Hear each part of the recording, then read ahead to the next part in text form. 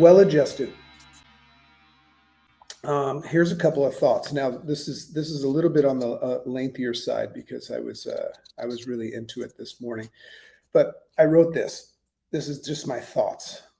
So, awaken in this moment to what is.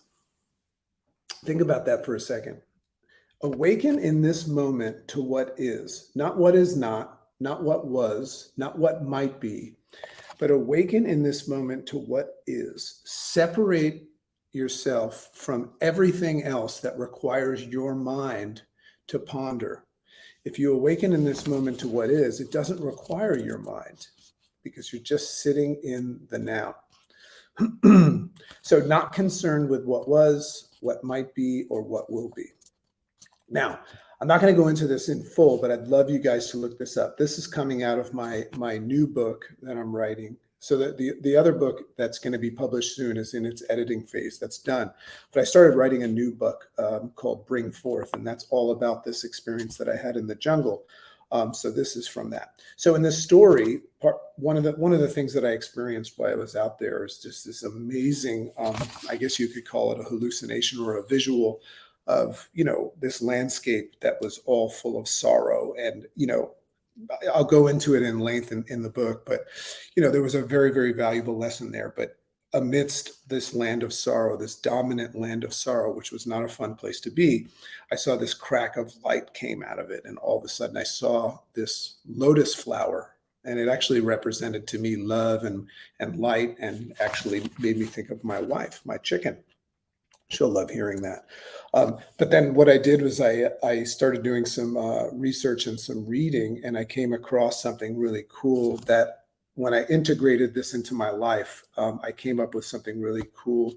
And it's in the Buddhist, philosophy, and it's called the famous flower ceremony. So I just want to read this. In the story of the famous flower ceremony, where there was this one situation where all of his disciples were sitting there, and Buddha just held up this lotus flower with roots and everything in its entirety, simply held up a lotus flower with no word said. Usually he would speak and enlighten people. And then only one of his disciples received the message and smiled. So out of everybody that was watching this ceremony, only one of them smiled. So this disciple actually ended up becoming the successor for the role of Buddha, right? Because this person insinuated and validated that they had reached enlightenment by getting the message that Buddha was trying to portray. So what was the message Buddha intended? So the flower, this lotus flower, which grows from suffering and mud, right? So this beautiful flower comes from mud, smelly mud. You may experience being stuck with awe while gazing at something beautiful, right? So if you're struck with awe while gazing at something beautiful, the feeling of being completely in the experience with nothing else in your mind. So this is about sitting still, right? What did I say before? Awaken in this moment to what is. So when you're struck with awe and you're completely in it, nothing else is on your mind, almost sitting in the space between being absorbed in the moment and having your mind take back control of its mental megaphone.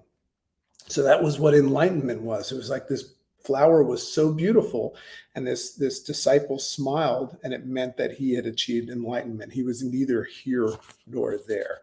This spaceless space between you and your life and existence. Fascinating to contemplate the power of finding that space. So I go on explaining this whole hallucination that I saw, but integrating it into my life, there were so many valuable lessons. And it just reminds me of so many things that we try to accomplish each day, but it requires quieting the mind. Remember, anytime your mind is involved in something, you are accessing a lot of your limitless mind, a lot of the things that have been programmed. That's why it's limitless or limited. When I'm using my mind to contemplate something, then I'm at a deficiency, right? But when I'm not using my mind, I have the ability to actually know what it is that I'm looking at for what it is without judging it and labeling it. Does that make sense to you? Okay, so well-adjusted. Are you well adjusted to your reality? Meaning, in a world full of fear, uncertainty, and a million unanswered questions about the truth and meaning of life, are you well adjusted to this crazy, crazy world? So, not to mention the fact that you've created this perception of this world that we're talking about contemplating if you're well adjusted to. You've learned everything about that perception from other people's translations of their versions. Think about that for a second. If you're looking right now and saying, I'm well adjusted to this world, this crazy, uncertain world full of fear and uncertainty and all of that stuff, if we're well adjusted to that, that is that a good thing or a bad thing? But understand that the visual of that comes from what we've been taught to see, because remember, we control what we see. So are you doing well and carrying on in this world? Right? Are you settling for less? Remember, if you lick the lollipop of mediocrity, you'll suck forever. So are you satisfied with what you see or not? Are you comfortable with what you've got? I read a powerful quote and really try to grab onto this. I read a powerful quote the other day by Jiddu Krishnamurti. Hope I said that right. That says this: it's no measure of one's health to be well adjusted to a profoundly sick society. It's interesting how hard we work to adjust to adversity, right? But there's an acceptance. There's an energy of acceptance in adjusting to something, right? We don't necessarily have to do that. So let me read that again. It's no measure of one's health to be adjusted to a profoundly sick society. So to me, this is the same thing as when we use the analogy of sweeping dirt under our, from the floor under our carpet. It does not make our house clean. It just makes for a lumpy carpet. So what do? The idea of acknowledging the truth of this crazy world and how insignificant we are can be overwhelming. This is a big fear that we have, that we don't matter. This is why people come up with versions of the truth. And I'll explain that. So we pick a version that is safe. I'm not looking to ruffle feathers, but there's a lot of different religions there and, philosophies and political, agendas and all that stuff.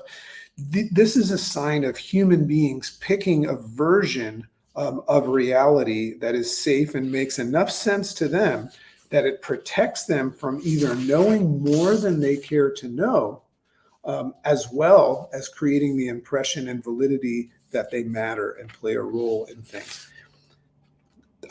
Do you grab that? Do you grab the idea that this reality, whatever it is you perceive as reality, whatever is good or bad, or good or evil, and whatever, all these opinions and labels that we put on things, that's you as a human being with whatever capacity you have, making your best attempt of latching on to somebody else's taught theory of what reality is. But there's this other place that you can sit where you don't need a definition. You don't need a version, right? You can just sit in the space between and just observe things for what they are.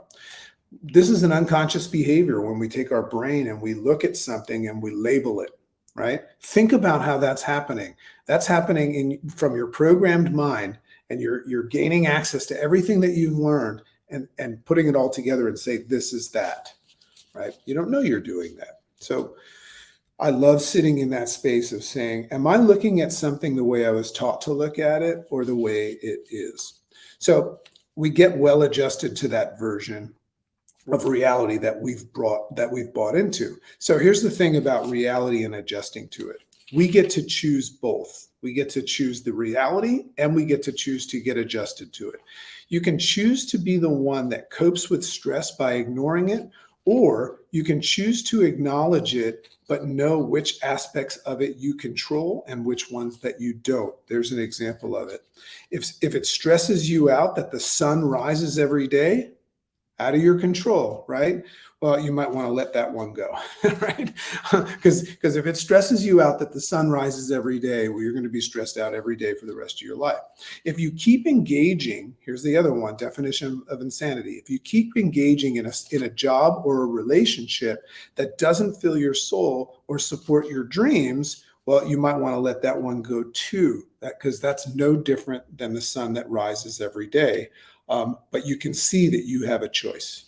Okay, might want to let that one go. So first, recognizing that you've become well adjusted to a profoundly confusing and sick world full of unconscious people that are doing what they are told. That's the first observation. Step one, acknowledge that you have become well adjusted to a profoundly confusing and sick world full of unconscious people. Acknowledge that first. Not a good or a bad thing, just acknowledge it. That's step one. Second, make a decision to pick up the pen, right? Create change, pick up the pen and write a new narrative, which you get to create, which is just as much of an illusion because we don't know the truth. You pick up the pen and you're going to write a new narrative that suits you. Remember, selfish is not a bad word. Human beings don't think, say, or do anything without value. So you pick up the pen today and you choose, this is after acknowledging this insanity that we live in, right? You choose to create a new narrative that suits you and practice it long enough that you will too get well adjusted to it, right? Through habit transformation and things like that. So what's the risk of this? Why would we be scared of this? What's the risk of creating your own illusory version, right, that actually suits you and enables you to have a better life experience and adventure? What's the risk? That you'll be different from the rest of the world that's well adjusted to a mediocre and confusing life? Is that the risk? Well, then I think that's a risk worth taking. Make sense? Well, I sure hope so. I love and appreciate you all.